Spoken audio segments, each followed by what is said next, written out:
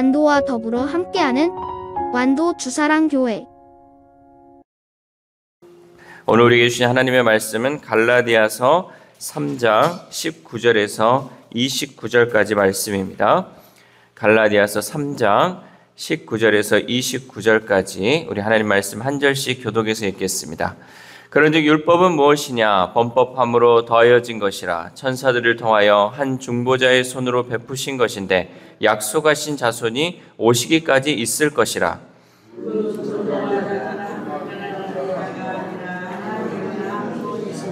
그러면 율법이 하나님의 약속들과 반대되는 것이냐? 결코 그럴 수 없느니라. 만일 능히 살게 하는 율법을 주셨더라면 의가 반드시 율법으로 말미암아 쓰리라.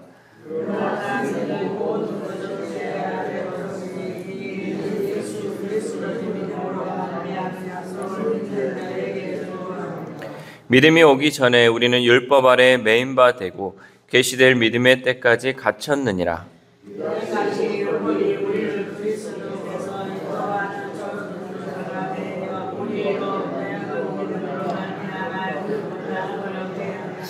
믿음이 온 후로는 우리가 초등교사 아래에 있지 아니하도다.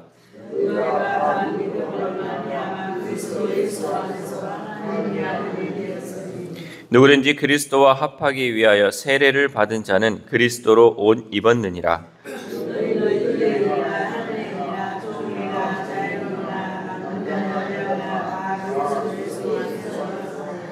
같이 읽겠습니다. 너희가 그리스도의 것이면 곧 아브라함의 자손이요 약속대로 유업을 이을 자니라. 아멘. 할렐루야. 오늘도 하나님께서 주시는 말씀을 통하여 오늘 하루 하나님의 은혜로 살아가는 귀한 하루 되시기를 소망합니다. 옷이 날개라는 말이 있습니다. 우리가 어떤 옷을 입느냐에 따라 사람의 이미지나 분위기가 달라 보인다는 거죠. 그래서 그 각자 입을 옷이 있다는 거죠. 어떤 때에는 또 이런 옷을 입고 어떤 때에는 이런 옷을 입으면 그때그때 맞게끔 우리가 분위기에 맞게끔 또 상황에 맞게끔 그 옷을 입고 살아갈 수 있다는 거죠. 예수 그리스도의 은혜로 구원받은 우리는 그리스도로 옷 입은 사람들이에요. 우리는 예수 그리스도를 옷 입은 사람으로 살아가야 한다는 거죠. 오늘 본문은 바울은 율법이 무엇이냐라고 스스로에게 질문하면서 그 율법은 범법함으로 인해 더해진 것이다 라고 대답하고 있습니다. 우리 19절 말씀 함께 읽겠습니다. 시작.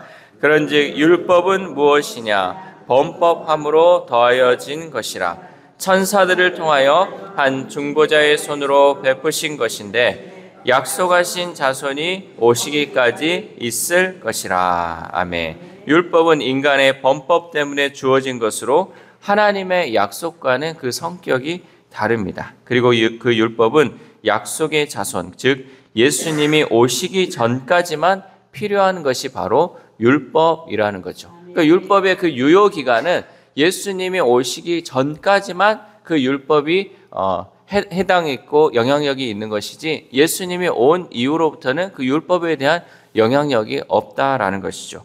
율법은 인간이 죄를 깨닫게 하기 위해 주어진 것이. 우리가 뭔가 기준이 있어야 될 거 아니야. 하나님 앞에 우리가 죄인이라고 하는데 우리가 죄인이라는 그 기준이 되는 것이 바로 율법이라는 거예요. 율법을 통해서 우리는 인간의 무능력을 발견하게 되고 내가 죄인이라는 것을 깨닫게 하는 것이 바로 율법이에요. 근데 이 율법을 통해서 우리가 구원받는 것은 아니라는 거죠. 그냥 율법은 단지 우리가 죄인인가, 우리가 하나님의 그 법을 지킬 수 없는 죄인이라는 것을 밝혀주는 것까지만 있는 것이 이 율법의 역할이라는 것입니다. 우리는 율법이 우리에게 주어진 그 목적을 바로 알고 하나님께서 얼마나 죄를 싫어하시는지 또 우리가 죄를 멀리하기를 얼마나 바라고 계시는지를 깨달아야 한다는 것이죠. 또한 바울은 의롭게 되는 것은 결코 율법으로 말미암지 않음을 강조하고 있습니다. 우리 21절 말씀 함께 읽겠습니다. 시작. 그러면 율법이 하나님의 약속들과 반대되는 것이냐? 결코 그럴 수 없느니라. 만일 능히 살게 하는 율법을 주셨더라면 의가 반드시 율법으로 말미암아 쓰리라. 아멘. 그렇다면 율법이 하나님의 약속과 반대되는 것이냐? 또 그거는 그렇지 않다라는 거죠. 율법은 율법으로서의 역할이 있는데 우리가 하나님의 약속을 이어받기 위한 도구일 뿐이지 그것이 완전히 반대되는 개념은 또한 아니라는 것이죠. 그리고 우리는 율법을 통해서 생명을 얻을 수 없다라는 것을 깨달아야 합니다. 성경은 율법이 생명을 주기는커녕 오히려 저주를 가져다 주었다라고 지난 시간에 말씀을 들었습니다. 우리는 생명 없는 율법을 의지하지 말고 생명을 주시는 그리스도의 복음을 의지해야 할 줄 믿습니다. 그래서 우리가 유대인들이 지금도 율법 가운데 살아간다는 것이 얼마나 안타까운 거예요. 생명을 주지도 못하는 것, 그것만을 붙들고 살아간다는 거예요. 그것만이 자기가 살 길이라 생각하고 착각 속에 살아가고 있다는 거죠. 그것을 버려야 돼요. 그것을 버리고 오직 예수 그리스도만을 찾아야 되는데 그들이 여전히 예수 그리스도가 아닌 율법을 찾아가기에 그들은 생명이 아닌 다른 저주 아래 있음을 깨달아야 한다는 거죠. 사망이 아니라 생명을 가져다 주시는 우리는 주님의 은혜만을 바라보아야 할 줄 믿습니다. 예수님을 향한 믿음만이 오직 우리를 구원할 수 있다라는 사실입니다. 유대인들은 자기들이 다른 민족보다 더 의로울 뿐 아니라 더 거룩하다고 생각을 했습니다. 그러나 바울은 우리, 즉 유대인들이 믿음으로 구원을 받기 전에는 오히려 율법 아래 매이고 갇혀 있다라고 말하고 있습니다. 우리 23절 말씀 함께 읽겠습니다. 시작. 믿음이 오기 전에 우리는 율법 아래에 매인 바 되고 계시될 믿음의 때까지 갇혔느니라. 아멘. 단 이 매임과 갇힘은 무조건 나쁜 것은 아니라는 거죠. 그때의 역할이 필요한 거예요. 좀 전에 얘기했듯이 예수 그리스도가 오기 전까지는 필요했던 것이죠. 그 율법이 있었기 때문에 하나님의 백성으로 살아갈 수 있었다는 거죠. 그리고 그것을 통하여서 약속의 그 메시아를 기다릴 수 있었다는 거죠. 바울은 율법을 당시 어린이의 가정교사와 보모 역할을 했던 초등교사에 비유하고 있습니다. 우리 24절 말씀 함께 읽겠습니다. 시작. 이같이 율법이 우리를 그리스도께로 인도하는 초등교사가 되어 우리로 하여금 믿음으로 말미암아 의롭다함을 얻게 하려 함이라. 아멘. 당시 초등교사의 훈육을 받는 아이는 부유한 집안 자녀였어요. 그러니까 부유한 돈이 있는 집안의 자녀들은 가정에 초등교사를 두고 또 그것을 통해 배울 수 있었다는 거죠. 따라서 율법을 가진 유대인들은 이방인들보다 구원받기에 더 유리한 환경에 있었어요. 왜냐하면 어릴 때부터 이 초등교사를 통해서 하나님의 말씀을 알 수 있었기 때문이에요. 이방인과 유대인으로 봤을 때 유대인은 오히려 더 좋은 조건, 더 부유한 조건에 있었다고 할 수 있었죠. 왜냐하면 율법을 알려줄 수 있는, 율법에 대해서 알 수 있었기 때문입니다. 그런데 성인이 되면 어렸을 때 초등교사의 훈육을 받았느냐 안 받았느냐는 별로 중요한 문제가 되지 않는다는 거죠. 다 큰 성인이 돼가지고 어렸을 때 가정교사 밑에서 컸냐 아니면 가정교사가 없었냐는 중요하지 않다는, 성인이 되고 나서는 중요하지 않다라는 거죠. 일단 믿음을 가지면 그 이전에 율법을 알았느냐 몰랐느냐는 중요하지 않다라는 거죠. 왜? 믿음 하나면 되기 때문에. 그 전에는 중요하지 않다는 거죠. 믿음이 온 후로 우리는 25절 말씀 읽겠습니다. 25절 시작. 믿음이 온 후로는 우리가 초등교사 아래에 있지 아니하도다. 아멘. 율법의 훈육을 받은 우리 즉 유대인들과 달리 너희 즉 이방인들은 율법의 훈육을 받지 못했지만 믿음으로 말미암아 그리스도 예수 안에서 하나님의 아들이 되었습니다. 이것을 우리 대학 입시에 비유하자면 유대인들, 유대 그리스도인들은 정규 교육 과정을 받고 대학에 간 사람. 그러니까 고3까지 이렇게 초등학교, 중학교, 고등학교를 거쳐서 대학에 간 사람을 유대인이라고 비유하면 되고요. 검정고시로 대학을 간 사람을 이방인이라고 하면 돼요. 그러니까 그 정규 과정을 거치지는 못했지만 일단은 대학에 가면 대학생이 되면 내가 고등학교를 나왔냐, 고등학교를 나오지 않았냐는 중요하지 않다라는 거죠. 일단 예수 그리스도를 믿음을 통하여서 우리는 율법을 배웠느냐, 또 율법을 기초적인 것을 배웠느냐, 배우지 않았느냐는 중요하지 않다라는 거죠. 이렇게 하나님의 백성이 된 우리 모두에게 바울은 우리가 그리스도 예수를 믿는 믿음으로 하나님의 아들이 되었다라고 선포하고 있습니다. 우리 26절 함께 읽겠습니다. 시작. 너희가 다 믿음으로 말미암아 그리스도 예수 안에서 하나님의 아들이 되었으니. 아멘. 믿음으로 말미암아 예수 그리스도 안에서 하나님의 아들이 되었다. 우리는 하나님의 아들이 되기 전에는 죄의 노예의 신분이었어요. 그러니까 죄의 종이었죠. 그러나 하나님의 아들이 됨으로 믿음을 통하여서 우리의 신분의 본질적 변화가 일어났다는 거죠. 그 전에는 종의 신분이었다면 지금은 아들의 신분이라, 하나님의 자녀, 하나님의 아들로서의 그 역할을 우리가 신분의 변화가 일어났다는 거죠. 따라서 우리는 죄의 노예였던 이 습성들을 다 버리고 하나님의 자녀로서 세상을 이기며 나아가야 할 줄 믿습니다. 예전에 이런 얘기가 있었죠. 왕과 또 왕자와 거지의 이 비유를 통해서 왕자로서의 삶, 또 거지로서의 삶이 있는데, 우리가 왕자가 되면, 왕을 통하여서 우리가 입양돼 가지고 왕자가 되면 거지의 습성을 버려야 돼요. 그런데 여전히 우리의 습성이 죄된 습성을 가지고 있어요. 우리는 이미 그 죄의 노예로서 또 죄의 종으로서의 그 신분을 버려야 함에도 불구하고 여전히 죄의 습성이 우리 가운데 남아있다는 거죠. 우리는 그것을 버려야 해요. 왜냐하면 우리의 신분이 변화되었기 때문입니다. 이러한 신분의 변화와 마찬가지로 누구든지 그리스도와 연합하기 위해 세례를 받은 사람은 모두 다 그리스도로 옷 입은 사람이 되었습니다. 우리 27절 말씀 함께 읽겠습니다. 시작. 누구든지 그리스도와 합하기 위하여 세례를 받은 자는 그리스도로 옷 입었느니라. 아멘. 여러분, 세례는 구원에 이르는 조건이 아니라 그리스도로 옷 입는 것이에요.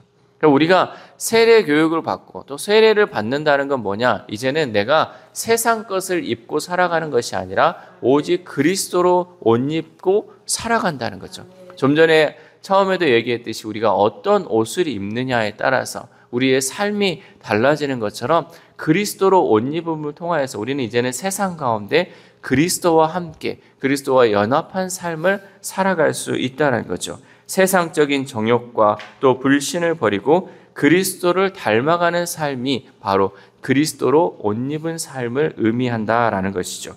우리는 세상적으로 눈에 보이는 옷에 우리의 관심을 쏟으며 살아갈 것이 아니라 눈에 보이지 않지만 예수 그리스도로 옷 입으며 살아야 할 줄 믿습니다. 예수 그리스도로 옷 입고 살아갈 때 우리의 속 사람이 예수 그리스도를 닮아간다는 거죠. 우리의 속이, 우리의 것이 아니라 우리의 속이 예수 그리스도의 성품에 이르는 것이고 예수 그리스도를 닮아가야 한다는 것이죠. 결국 이러한 변화는 유대인이나 이방인이냐 구별뿐 아니라 종이냐 자유인이냐 남자냐 여자냐 등의 구분과 상관없이 동등하게 적용된다는 사실입니다. 우리 28절 말씀 함께 읽겠습니다. 시작. 너희는 유대인이나 헬라인이나 종이나 자유인이나 남자나 여자나 다 그리스도 예수 안에서 하나이니라. 아멘. 바울은 그리스도 예수 안에서 누구나 평등한 존재라고 말하고 있습니다. 유대인, 이방인, 자유인, 노예, 남자, 여자 이런 차별은 예수 그리스도 믿음 안에서 완전히 사라졌다는 거죠. 여러분, 우리가 이러한 차별이요, 때로는 교회 안에 너무나도 많이 있어요. 어떤 지역에서 왔느냐, 또 어떤 출신이냐, 또 어떻게 우리가 뭐 돈이 많냐, 적냐 이런 것을 통해서 겉모습을 통해서 이러한 차별이 이루어질 수 있는데 우리는 예수 그리스도로 옷 입은 사람, 또 믿음을 통하여서 우리는 하나 되었음을 늘 잊지 말아야 한다라는 거죠. 부자나 가난한 자나 또 이런 신분의 벽이 없을 때 우리가 예수 그리스도 안에서 하나 될 수 있다라는 것이죠. 그러므로 우리는 믿음 안에서 어떠한 차별도 있을 수 없다라는 것입니다. 우리는 서로를 존중하고 높여주는 아름다운 공동체를 이루어야 할 줄 믿습니다. 그래서 우리 주사랑교회 어느 누가 온다 할지라도 차별받지 않고 하나 될 수 있도록 우리의 마음을 열어서 또 그들을 받아들일 수 있는 공동체, 그러한 공동체가 정말 하나님이 기뻐하는 공동체, 예수 그리스도께서 함께하는 하나 되는 공동체인 줄 믿습니다. 마지막으로 바울은 우리 모두는 어떠한 차별도 없이 아브라함의 자손이고 약속대로 유업을 이을 사람이라고 선포합니다. 우리 29절 말씀 함께 읽겠습니다. 시작. 너희가 그리스도의 것이면 곧 아브라함의 자손이요 약속대로 유업을 이을 자니라. 아멘. 우리가 정말로 예수 그리스도의 것이면 우리는 아브라함의 자손입니다. 우리는 정말 예수 그리스도에 속한 하나님의 사람인 줄 믿습니다. 그렇다면 하나님께서 우리에게 약속하신 것을 유업으로 받는 상속자임을 잊지 마시길 바랍니다. 우리가 그리스도의 것이면 우리는 하나님께서 우리에게 약속을 주시고 그 약속을 이어받을 상속자라는 사실을 우리가 잊지 말아야 한다는 거죠. 하나님이 주시는 그 은혜, 하나님이 우리에게 부으시는 그 은혜를 받는 사람이 바로 우리라는 사실을 잊지 마시기를 바랍니다. 사랑하는 주사랑교회 성도 여러분, 하나님을 믿는 우리는 이렇게 신분의 변화가 일어났습니다. 이제는 세상의 종으로 살아가는 모습이 아니라 예수 그리스도로 옷 입음을 통하여 하나님의 자녀로 하나님의 약속을 유업으로 받을 자로 살아갈 수 있는 저와 여러분 되시기를 주님의 이름으로 소망합니다. 기도하겠습니다. 하나님 감사합니다. 오늘도 하나님 말씀을 통하여서 하나님 우리가 어떠한 삶을 살아야 할지 또 어떠한 사람이 되었는지 말씀을 통하여 깨닫게 하심에 감사를 드립니다. 하나님 우리가 늘 그리스도로 옷 입은 자로서 삶을 살아갈 수 있도록 도와주시옵소서. 우리는 정말 내 안에 그리스도와 함께함을 통하여서 늘 하나님을 닮은 사람 또 예수 그리스도를 닮은 사람으로 살아야 하는데 여전히 세상의 종으로 살아가고 있지는 않은지 여전히 세상 것만을 바라보고 살아가고 있지는 않은지 오늘 말씀을 통하여 우리의 삶을 돌이키게 하시고 이제는 하늘의 것을 추구하며 예수 그리스도와 함께하는 삶을 살아갈 수 있는 우리 모두의 삶이 될 수 있도록 도와주시옵소서. 특별히 우리는 예수 그리스도를 믿음으로 말미암아 정말 하나님의 자녀가 되었고 또 예수 그리스도 안에서 하나 된 줄 믿습니다. 우리의 삶 가운데 특별히 하나님 우리가 교회 안에서 여러 가지 차별이 없게 하시고 서로가 서로를 바라봄에 있어서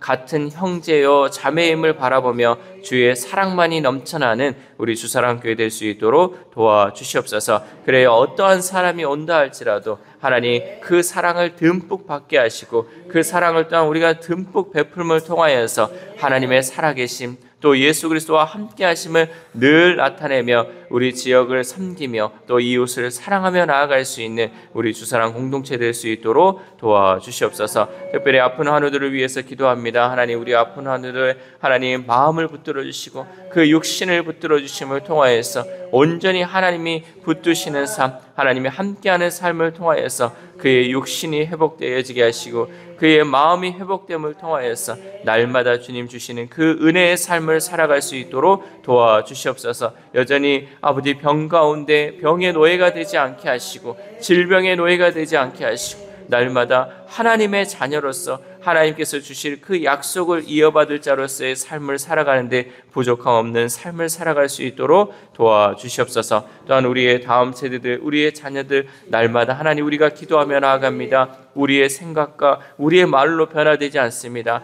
그러나 그들이 예수 그리스도를 옷 입음을 통하여서 하나님 그들의 신분의 변화가 있음을 하나님 깨닫게 하시고 하나님의 자녀로서의 부족함 없는 삶을 살아갈 수 있도록 도와주시옵소서. 오직 주님께서 그들의 마음을 붙들어 주시고 그들의 속사람을 변화시킴을 통하여서 하나님의 자녀로 하나님이 주시는 그 은혜를 누리며 살아가는 귀한 우리의 자녀들 다음 세대를 될 수 있도록 도와주시옵소서. 또한 오늘 하루를 살아갑니다. 하나님 들은 말씀 한 귀로 듣고 한 귀로 흘려버리지 않게 하시고 하나님께서 주신 그 은혜의 삶을 이어받게 하시고 날마다 그 은혜를 전하며 예수 그리스도의 향기로서의 삶을 살아갈 수 있는 우리 모두의 삶이 될 수 있도록 도와주시옵소서. 이 모든 말씀 우리를 구원하여 주신 예수 그리스도의 이름으로 기도드립니다. 아멘.